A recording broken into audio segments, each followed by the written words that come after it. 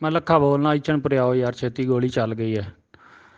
ਅਸੀਂ अंदर काबू आए हाँ, छेती आओ मेरा वीर। मेरे सहुरे परिवार च और ਜਿਹੜੇ ਮੁੰਡੇ ਦੇ ਵਿਆਹ ਤੇ ਤੁਸੀਂ ਆਏ ਸੋ, ਜਿਹੜਾ ਗੋਦ ਲਿਆ ਸੀ ਉਹਨੇ ਗੋਲੀ ਚਲਾਤੀ ਹੈ, ਮੇਰਾ ਸਹੁਰਾ ਮਾਰਤਾ ਹੈ। ਅਸੀਂ ਅੰਦਰ ਸਾਨੂੰ ਬੰਦ ਕੀਤਾ ਨੇ। ਛੇਤੀ ਰਲੋ ਮੇਰਾ ਵੀਰ, ਛੇਤੀ ਆਓ। ਕੋਨੀ ਮੇਰਾ ਫੋਨ ਕੋਨੀ ਓ ਮਿਲਣਾ, ਫੋਨ ਕੋਨੀ ਓ ਮਿਲਣਾ ਅੰਦਰ ਆ, ਇੱਥੇ ਰੇਂਜ ਕੋਨੀ, ਫੋਨ ਕੋਨੀ मिलना, वाईफाई ਨਾਲ कनैक्ट ਕੀਤਾ ही मैं। आप सभी दर्शकों का स्वागत है आपके अपने न्यूज चैनल असंध हलचल। हम लाइव तस्वीरें देख सकते हैं, थाना असंध में है। काफ़ी रात हो चुकी है, लेकिन कुछ ही देर पहले एक सूचना सामने आती है कि गांव इच्छनपुर, जी हां, असंध का गांव इच्छनपुर में चली है गोलियां और पारिवारिक विवाद है। उसके अंदर एक महिला और एक पुरुष की मौत हो जाती है। पुरुष की जो डेड बॉडी है वो यहाँ स्वास्थ्य नागरिक अस्पताल में पहुंच चुके हैं, लेकिन महिला की डेड बॉडी अभी उसी स्थान पर है जहां गोलियां चली हैं। निस्सिंग की पुलिस और असंध की पुलिस जो मौके पर मौजूद है, किस तरीके से 2 गोलियां पुरुष को लगती हैं और 2 ही गोलियां महिला को लगती है, और एक महिला जो है गंभीर रूप से घायल है। बहुत बड़ी ये सूचना है। ज़्यादा से ज़्यादा इन तस्वीरों का आप शेयर कीजिए। कुछ ही देर पहले, जहाँ लगभग आधे से पौने घंटे का समय हुआ, जैसे ही सूचना प्राप्त हुई है हम आपके बीच में पहुंचे हैं कि गांव इच्छनपुर में पारिवारिक विवाद में चली हैं ताबड़तोड़ गोलियां। किसने चलाई, क्यों चलाई, पुलिस इन्वेस्टिगेशन का विषय है। और मैं फिर बताना चाहूँगा, निस्सिंग और असंध की जब पूरी जो पुलिस है, पुलिस फोर्स है, वो वहाँ पहुँच गई है और एक पुरुष की मौत हो जाती है। पुरुष की जो डेड बॉडी है वो स्वास्थ्य विभाग में रखी जाती है। और यहाँ यदि मैं आपको बताऊं कि उस महिला की जो डेड बॉडी है अभी उसी स्थान पर ज्यों की त्यों पड़ी है, और उसे भी 2 गोलियां लगी है। किस वजह से, किस व्यक्ति ने क्यों ये गोलियां चलाई हैं, ये एक इन्वेस्टिगेशन है। जहाँ इस समय हम देख सकते हैं पुलिस स्टेशन असंध में पहुंचे हैं और गांव इच्छनपुर में चलती हैं ताबड़तोड़ गोलियां। लगातार इस प्रकार की जो वारदात हैं वो असंध में बढ़ रही हैं, क्योंकि कुछ ऐसा बताया जाता है कि जो बुजुर्ग है जिसकी मौत हुई है वो अपने बेटी के बेटे को, जी हाँ, जो बेटी यूपी में जिसकी शादी हुई थी उनका बेटे को जो है उसने अपनाया हुआ था, उसका बेटा उनके पास रहता था। लेकिन किस विवाद के चलते हुए, क्या कोई जमीनी विवाद था या कोई रंजिश थी या फिर किस प्रकार का ये विवाद था कि इतनी देर रात जो उसकी बेटियां हैं अपने पिता को मिलने के लिए गांव इच्छनपुर जाती है। एक बेटी गांव चुगामा में उसकी शादी हुई है, वो भी मिलने के लिए जाती है, लेकिन वहां जाने के बाद ताबड़तोड़ गोलियां चलती हैं मौके पर। जी हाँ, मौके पर उसके नाना की मौत हो जाती है और जो दूसरी महिला है उसकी भी मौत हो जाती है।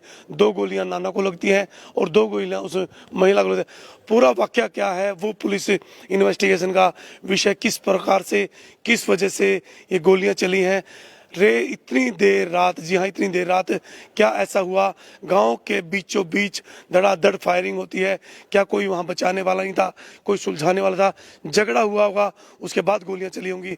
लेकिन पुलिस 112 भी मौके पर पहुंची थी। पुलिस, जहां निस्सिंग पुलिस और असंध पुलिस मौके पर पहुंची है। तो अभी फिर बताना चाहूंगा कि गाँव इच्छनपुर जो कि असंध का, जी असंध विधानसभा का सबसे पहला गाँव है इच्छनपुर, जो कि चोचड़ा से आगे राइट साइड में पड़ता है और एक छोटा सा गांव है। लेकिन किस प्रकार से, किस व्यक्ति ने वहां गोलियां चलाई हैं, एक बिल्कुल एक रहस्य जिसको कह देते हैं, क्या कोई जमीनी विवाद था या फिर कोई रंजिश थी या कोई घर का विवाद था। लेकिन इस प्रकार की जो घटनाएं हैं वो लगातार बढ़ रही हैं। पुलिस मौके पर है, महिला की डेड बॉडी इस समय मौके पर वहीं पड़ी है। लेकिन जो बुजुर्ग हैं लगभग, जिनकी उम्र 70 साल है, जो लड़के के उसके मामा नाना लगते हैं, वो जो है आज स्वगृह में उनकी बॉडी को रखा गया है। इन तस्वीरों को ज़्यादा से ज़्यादा शेयर कीजिएगा, बने रहेगा असंध हलचल हरियाणा के साथ। और फिर बताना चाहूँगा कि इस समय हम पुलिस स्टेशन असंध में है और गांव इच्छनपुर में, जी हाँ, गांव इच्छनपुर में ताबड़तोड़ गोलियां चलती हैं मिडनाइट। कुछ ही पौने से 1 घंटे का अभी समय होता है। कुछ ही देर पहले हम भी असंध से पहुंचे। जैसे ही सूचना मिली तो हम मौके पर पहुंचे, एसएचओ साहब से संपर्क किया तो एसएचओ साहब इस समय मौके पर गांव इच्छनपुर में है, निस्सिंग पुलिस वहां पहुंची हुई है। और जो जिस व्यक्ति ने ये गोलियां चलाई हैं उसने अपने नाना पर, जी हाँ, उसने अपने नाना पर गोलियां चलाई हैं। नाना को 2 गोलियां लगी हैं। उनका जो शव है शवगृह में रखा गया है। और दूसरी गोलियां जिस महिला के ऊपर चलाई गई हैं, क्या उनका रिश्ता है, एक इन्वेस्टिगेशन का विषय है। पुलिस पूरी छानबीन में वहां इस समय लगी हुई है। महिला की डेड बॉडी है इस समय वही है और अभी कुछ ही देर बाद उसको भी यहाँ लेकर के आया जाएगा। लेकिन इस टाइम मुजरिम मौके पर है या वहां से फरार हो गया। लेकिन बेटियां अपने पिता को मिलने के लिए, एक बेटी चौगामा से भी गई थी, बेटियां अपने पिता मिलने के लिए ईचनपुर जाती हैं। लेकिन किस प्रकार की हद पार करके, कैसी ये रंजिश, कैसा ये मतलब घिनौना चेहरा, जी हाँ, लोगों का घिनौना चेहरा इस प्रकार से सामने आ रहा है कि आप सोच भी नहीं सकते। हर रोज इस प्रकार की वारदातें बढ़ रही हैं। लाइव तस्वीरों को ज़्यादा से ज़्यादा शेयर कीजिएगा। मैं आपको फिर कहता हूँ कि सतर्क रहिएगा। इस प्रकार की वारदातें लगातार बढ़ रही हैं। और पुलिस स्टेशन असंध में इस समय हम पहुंचे हैं। पूरी पुलिस फोर्स ईचनपुर गांव में इस समय पहुंची हुई है।